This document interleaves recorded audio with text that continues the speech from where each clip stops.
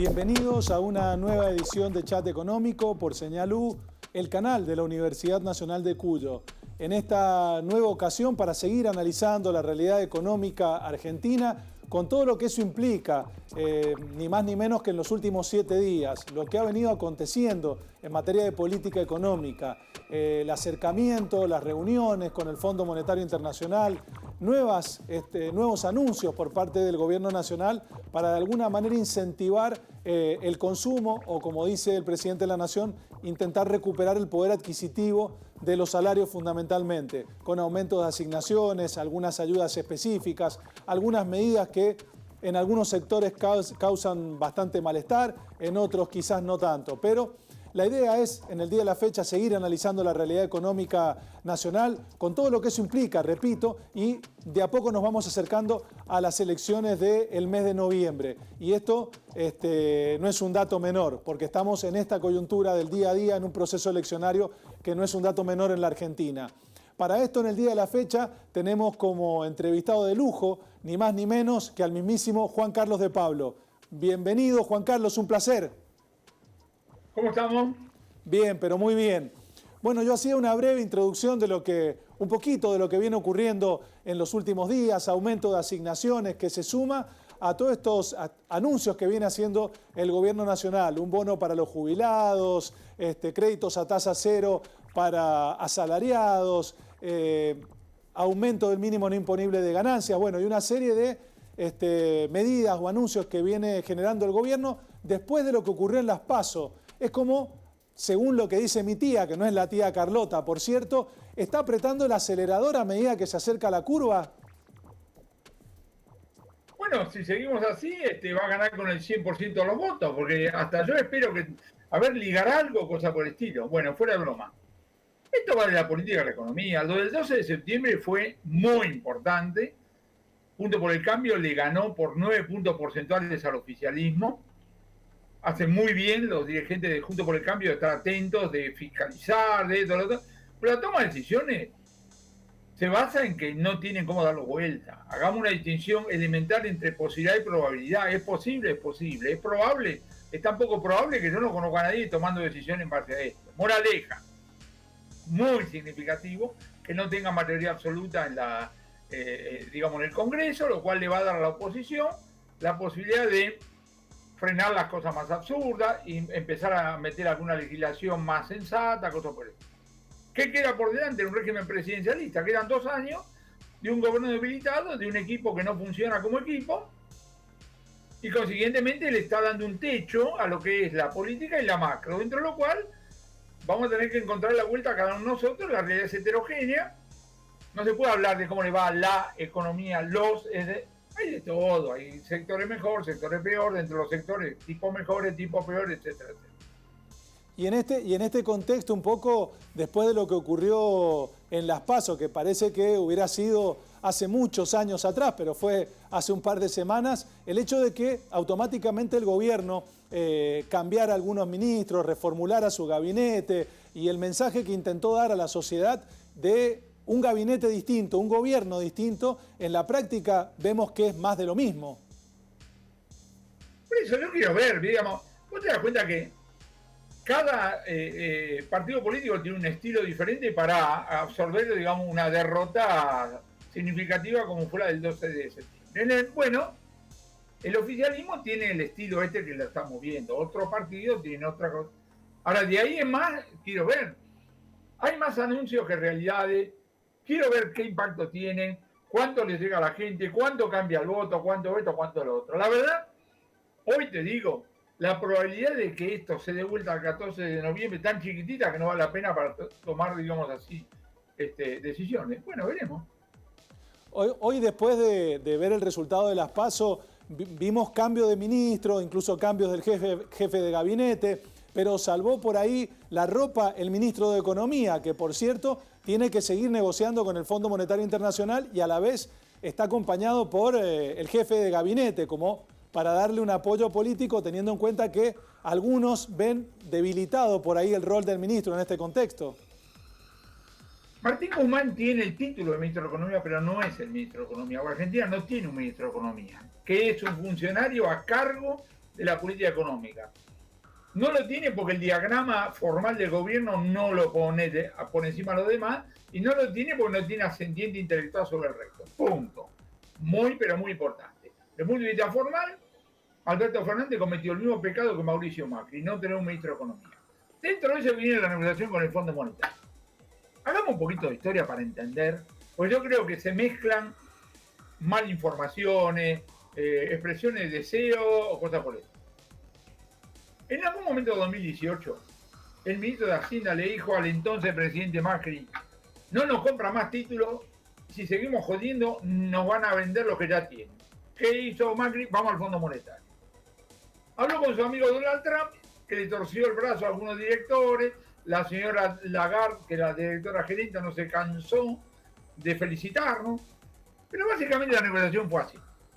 Mauricio, ¿cuánta plata necesitas para pagar todos los vencimientos si no te presta hasta las elecciones? 45.000 millones de dólares. Toma, acá va. Paga todo, ganás, se reabren los mercados internacionales, te volvés a endeudar y nos devolvés la plata. Ganó Alberto Fernández, no se reabrieron los mercados. ¿Querés que te diga algo? Si hubiera ganado Macri en 2019, tampoco se hubieran reabierto. Y entonces cabe la pregunta: ¿a vos te parece que un gobierno presidido por Macri hubiera planteado un presupuesto para en 2022 hacer lugar dentro de los gastos para que con esfuerzo argentino pagamos los 20.000 millones de dólares que ven? Pero no, entonces hablemos en serio. Acá hay una peculiaridad que tiene que ver con este acuerdo, por lo cual el gobierno argentino tiene un problema y el Fondo Monetario también tiene un problema. Los dos tienen un problema. Nadie tiene ningún apuro. No importa todo lo que diga Mueller. El gobierno argentino sabe que con este acuerdo no va a conseguir un mango fresco, que es lo único que le importa. Y el Fondo Monetario sabe que no sabe qué hacer con nosotros. La señora Georgieva, que acaba de zafar con los problemas que tuvo en el Banco Mundial, sabe que el papelito que acuerde con Argentina va a tener que ir a defenderlo al directorio, integrado por una veintena de personas que representan países y grupos de países a los cuales tampoco le importa a Argentina. Le van a decir: Georgieva, ¿qué le diste a Argentina? Si a mí qué me da. ¿Sabés quién es el segundo deudor? Egipto. ¿A vos te parece que el representante de Egipto está interesado por Argentina? No, está interesado por Egipto. Moraleja. Me sorprendería gratamente que vos tuvieras un acuerdo con el fondo cercano. No lo veo, pero en ningún lado. Lo vengo diciendo el primer día. Y en aquel momento, hablaba 1 año y medio, me decía: estás chiflado, Juan Carlos. Bueno, quiero ver. Y lo ratifico en este momento, quiero ver. El gran desafío que tiene el gobierno de Alberto Fernández no se llama Fondo Monetario, se llama los argentinos, que somos exigentes. En un régimen parlamentario, Alberto Fernández hubiera dejado el puesto, hubiéramos tenido el nuevo gobierno. Este es un régimen presidencialista. Así que, salvo que se muera, renuncie o juicio político, tenemos a Alberto Fernández hasta el 10 de diciembre de 2023, en el contexto político que acabo, digamos así, de describir. Tal cual, tal cual. Y un poco, recién mencionabas el hecho de que hace poco tiempo, en el 2018, había ocurrido esta situación particular en el gobierno de Macri. Y antes de entrar en una brevísima pausa, voy a dejar planteado un poco el tema, porque muchos economistas hacen paralelismos de lo que viene ocurriendo en la economía con algo de lo que ocurría en la década del 70 y con algo de lo que ocurría en la década del 80. Vamos a una breve pausa y lo seguimos analizando en el segundo bloque.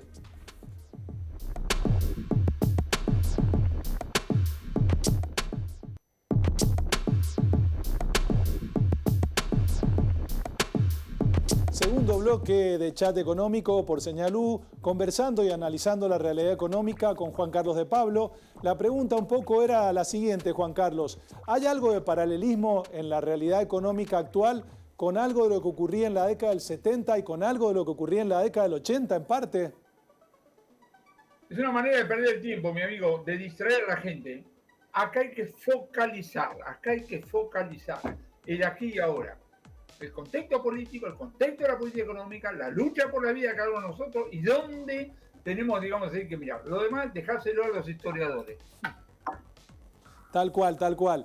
Y en base, bueno, un poco en este sentido, y recién nos venía mencionando el hecho del ministro de Economía, su función, básicamente cuál es el contexto en el que está hoy en día parado nada más que Martín Guzmán, y en esta disputa que tenemos con el Fondo Monetario, lo difícil que se está haciendo, por ahí también el gobierno considera que puede llegar, se conocía en las últimas horas el hecho de que el fondo nos había impedido eliminar la sobretasa por no haber pagado a tiempo y pedir estos 10 años de plazo con tiempo de gracia y demás. Está muy trabada esta negociación entre Argentina y el fondo porque evidentemente hay países que no quieren saber nada con Argentina. Como te digo, este es un tema peculiar. Ahora, el gobierno argentino no hace nada por allanar el camino. Cuando yo era jovencito, hace algunos meses, había un libro muy popular, escrito por un señor que se llamaba Dale Carnegie, que se llamaba ¿Cómo ganar amigos? ¿Cómo ganar amigos?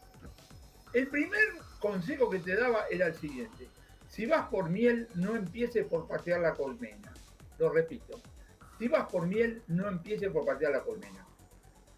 No solamente que desde el punto de vista del planteo que hacemos, lo nuestro es una guasada total, sino que vamos al Fondo Monetario y le decimos, están equivocados, ustedes me quieren joder, el mundo está en contra de nosotros, que yo van. Y lo único que no necesitan los funcionarios del fondo es que le digas eso. Y hagamos una distinción elemental entre la burocracia del fondo y digamos, la conducción política. La burocracia del fondo opina muy mal de la actual política económica, como también opinó muy mal del acuerdo de 2018. Insisto. Ahora, esto no quiere decir que vos podés entrar pateando y decir, ahora se terminó. Todo eso sirve para el consumo interno, sirve para que capaz que un votante no sirve para, digamos, para la negociación. ¿Entendés? Entonces lo que digo es, vos tenés que entender cómo funciona el mundo. Y dado eso me siento. Ahora, una vez que te sentás y no insultar ni cosas por el estilo, ponés sobre la mesa la peculiaridad. Tenés que decir, mire, nosotros tenemos un problema, pero ustedes también tienen un problema. A ver qué podemos hacer. Y en ese sentido también el hecho de que Argentina por ahí quizás está un poco peleado con el mundo, vimos en los últimos meses ciertas disputas comerciales con nuestros socios del Mercosur, es decir, con Uruguay, también con Brasil, hubieron amenazas entre las partes, algunos planteaban la posibilidad de abandonar el bloque y Argentina la verdad que quedó muy mal parado en este contexto, con Uruguay y también con Brasil. Los socios del Mercosur quieren flexibilizar más el comercio internacional que Argentina, es un hecho obvio. Ahora, si no fuéramos al Mercosur, diría, bueno, cada uno que haga lo que le parece. Como sos Mercosur, es como si vos querés pintar de blanco la entrada del hall de tu edificio, pero bueno, sos uno de los copropietarios. Todos votan. ¿Entendés? Esta es la discusión. En ese punto de vista, fíjate que la noticia del otro día fue que fue el canciller Cafiero a Brasil, ya tengo entendido, y ahí negoció la reducción del arancel externo común. De la lectura de los diarios no me quedó claro si lo quieren reducir 10% o 10 puntos porcentuales, son dos cosas distintas, pero quiero ver la letra chica, digamos, cosas por el estilo. Pero hay un tema objetivo. En materia de apertura de la economía, Brasil, Uruguay y Paraguay tienen ideas diferentes de las de Argentina. Lujo que es más claro, sobre todo en el caso de Uruguay y Paraguay. Cuando vos tenés una economía pequeña, no tenés más remedio de estar abierto. La autarquía genera muchísimos problemas. Pero un país grande como Estados Unidos es un pecado mucho menos grave que en un país chiquito como Uruguay o Paraguay. Sí, y en esa sintonía un poco es lo que de alguna manera en las últimas horas entiende un poco más la Argentina, por eso el acercamiento con Brasil, para de alguna forma intentar encontrarle la vuelta a esta situación, por el hecho de que Uruguay dijo que más allá de lo que consideraran los socios comerciales, iba a generar un acercamiento con China para ver de flexibilizarse mucho más. Argentina entiende que más allá de que no quiera, se tiene que ir adaptando al contexto internacional también. Sí, pero hay que verlo eso. Hay que verlo, porque el plano de las negociaciones, el plano de los discursos, ¿viste? Yo quiero ver, digamos, las cosas concretas. Vos fíjate, cuando vos diseñás Mercosur, como cuando diseñás la Unión Europea, siempre hay alguna cláusula de salida, porque eso lo escriben los abogados. Pero la verdad que la gente no se preocupa por eso. El entendimiento es bueno, vas a ingresar y te quedás. Vos viste lo que fue el Brexit. Sí. Lío fenomenal porque nadie esperaba que Inglaterra dijera me voy de la Unión Europea. Y acá Argentina dice, bueno, chao viejo, me voy de Mercosur. Yo no sé lo que dice el reglamento, pero debe ser un lío bárbaro. ¿Entendés? Entonces, por eso, no, pará, me voy, no me voy. Pero la realidad objetiva. Es que en materia de inserción, de relación o vinculación comercial con el mundo, tenemos el gobierno tiene ideas diferentes. El caso argentino de los otros 3 socios del Mercosur. Tal cual, y un poco también en las últimas horas se conocían noticias como que el gobierno argentino impediría mucho más el comercio internacional a través de algunas trabas adicionales en algunos sectores que no tenían trabas. Sabemos lo que ocurre con el caso de la carne, pero aparecieron otros sectores donde también se han encontrado por ahí perjudicados por las decisiones del gobierno, y en base a esto se genera nuevamente esta disputa entre el sector del campo y el sector del gobierno. A mí no me gusta hacer grandes discusiones principitas, cosas por el estilo. Vos te estás refiriendo al maíz. Antes de decir qué barbaridad, cosas por el estilo, hablar con alguien que esté realmente en el sector, porque hay todo un tema de cómo se anotan las operaciones, si te adelantaste, si no te adelantaste, ¿entendés? Sí. Digamos, no hagamos una discusión conceptual de una digamos así, medida, digamos, específica, porque de repente tiene que ver con el hecho, obvio, de que como el gobierno tiene un enfoque administrativo con respecto al tipo de cambio, tratás de adelantar o atrasar exportaciones, importaciones, ¿viste? Hay toda una serie. Fíjate porque Argentina tiene un superávit comercial de arriba de 2.000 millones de dólares mes y tiene déficit cambiario. Y vos decís, pero jefe, ¿cómo? El valor de las exportaciones supera el valor de las importaciones en por lo menos 2.000 millones de dólares y el Banco Central pierde reserva. Bueno, porque nadie se chupa el dedo. Entonces la gente dice, pará. Si todos los días me dicen que bajan las reservas, trato de exportar lo menos posible, importar lo más posible, etcétera, etcétera. Perfecto, Juan Carlos. Y antes de entrar en el último bloque, nuevamente dejar un tema pendiente, ¿qué puede llegar a ocurrir o no? Porque hay muchos agentes económicos que miran la fecha de las elecciones de noviembre como un punto de inflexión. La idea es qué puede llegar a pasar o no, o si muchos analistas tienen razón en base a lo que pronostican, más allá de lo que pueda llegar a ocurrir. Hacemos una última pausa y volvemos en el tercer bloque.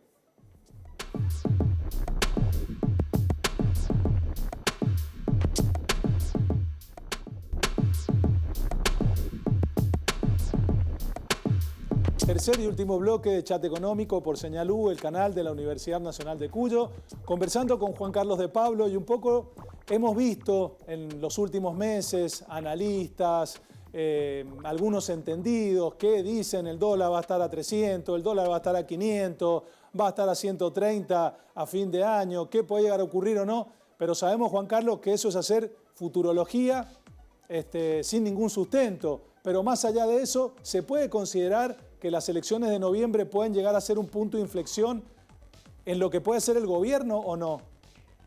A mí me hace matar de risa porque son analistas, son expertos, le quedan grandes los nombres, ¿eh? Porque ellos creen que saben lo que va a hacer el equipo económico y el equipo económico no sabe lo que va a hacer. Tal cual. No, eso es importante. A mí me gusta enfocar la realidad de los procesos decisorios. Te digo una cosa. En este momento, ¿vos qué crees que está haciendo el señor Culfas o Guzmán? ¿Sabes lo que creo que están haciendo? Están mirando por celular a ver si todavía son ministros. Están conversando en sus colaboradores. Che, ¿qué te parece? ¿A vos te parece que en estas condiciones pueden trabajar? Estas son las condiciones que hay. Estas son las condiciones que van a seguir después del 14 de noviembre. No demos vuelta. Entonces me dicen, ¿qué va a hacer el equipo económico? Ni ellos saben. ¿Qué va a intentar hacer? Nada. Son dos cosas distintas. El accionar, lo que vos tenés que ver, el accionar sea limitado, porque no sabe dónde está, porque todo lo va a tratarse individualidades. Lo que van a terminar haciendo va a depender de qué, de los desequilibrios, de las circunstancias, millones, digamos así, de cosas. Moraleja. Ya bastante problemas tenemos con los problemas para que encima empecemos a conjeturar qué le parece que es, y sobre todo cuando hay gente que hace preguntas elementales referidas a la fecha. ¿Cuánto va a estar el dólar el 13 de diciembre a las 3:15 de la tarde? Pero jefe, discúlpeme, ¿no? Sí, no, y además hay veces que uno escucha a los analistas y además de dar el monto en el que va a estar el dólar, lo dan hasta con centavos y a uno le sorprende a veces la precisión que tienen. La precisión no, la caradurez, que es otra cosa. Tal cual, tal cual. Más allá de esta situación que suelen dar algunos analistas y demás, uno ve que está en un año bastante particular porque más allá del resultado totalmente adverso que tuvo el oficialismo en las elecciones primarias abiertas, simultáneas y obligatorias, reaccionó de una manera bastante particular. Hubo una disputa importante dentro del propio gabinete, hubo cambios de ministros, discusiones, cartas, Twitter y demás entre el presidente y la vicepresidenta, ni más ni menos. ¿Se puede esperar o uno supone que puede llegar a ocurrir algo así si el resultado de noviembre es peor incluso para el oficialismo? No tengo cómo saberlo, pero ¿por qué van a cambiar el estilo? ¿Por qué van a cambiar el estilo? Es decir, cada partido político tiene un estilo para, o una familia, lo mismo, una persona, para digerir un fracaso. Bueno, cada uno tiene su estilo. Yo insisto. La diferencia con 2019 es que el golpazo de la PASO implicaba que el gobierno terminaba 3 meses. Acá quedan 2 años, porque tenemos un régimen presidencialista. Punto. Tal cual, y eso un poco cuando se dio el resultado de las PASO, automáticamente vimos el día lunes siguiente que los mercados vieron con buenos ojos el resultado porque vimos que bajó un poco el riesgo país, disminuyó un poco la cotización del dólar marginal, vimos que los bonos y las acciones subieron, entendiendo el resultado que había sido un resultado malo para el gobierno, pero los mercados consideraban que había por ahí hasta más equilibrio de poder en el Parlamento. Vos sabés que los mercados no existen, ¿no? Lo único que existen son los seres humanos que compran y venden, ahora entendamos. ¿Ahora qué reflejo? Alivio, punto.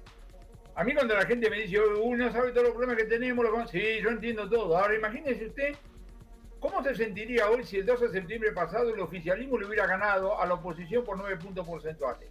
Estaríamos hablando de otra manera y estaríamos hablando de otras cosas. Eso es lo que reflejan las cotizaciones. No es que alguien diga ahora sí, no, pará. Fue importante, la ratificación es importante, en el sentido de limitación frente a barbaridades, unilateralidades, cosas por el estilo. Es decir, ¿qué te están diciendo? Te están diciendo, no van a poder cambiar la composición del el número de la Corte Suprema, el Ministerio Público, el Consejo de la Magistratura, etc. Y de ahí en más viene el tema de la oposición, donde tiene un rol clarísimo de trabajar como oposición hasta 2023, prepararse para 2023.